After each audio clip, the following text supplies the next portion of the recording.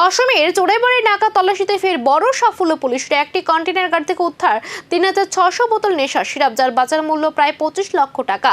Online সামগ্রীর আড়ালে কাঠের বাক্সে লুকিয়ে পাচারের চেষ্টা চলছিল বলে জানিয়েছে পুলিশ। ঘটনায় ২ চালককে আটক করে এনডিপিএস আইনে মামলা দায়ের করা হয়েছে।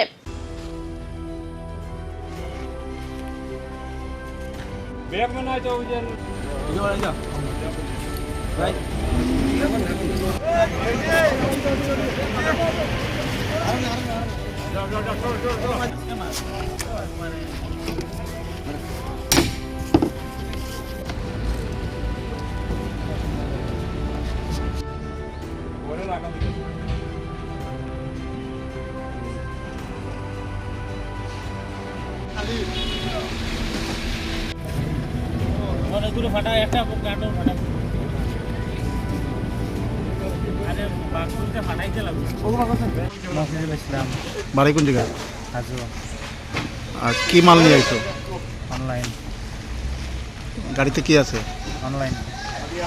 আর সঙ্গে কি আছে? সঙ্গে এটা কি আছে দেখাই না আপনি? এটা কি আছে তাদের সামনে আছে। আপনি দেখছেন না? আমি তো দেখছি। কি মাল এটা? আপনারা যা দেখছেন আমিও দেখছি। Cough syrup. কই লইয়া যাইবা এটি? এটি আগরতলার লেগে পাঠাইছে।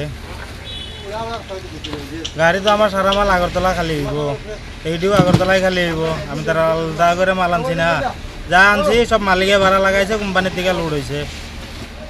মালটি তুমি দেখিয়ে আনছো না? না, এটা আমরা দেখার নিয়ম নাই। আগরতলা কোন জায়গার নামবো মালটি? এটা লিচু বাগান, এয়ারপোর্ট রোড।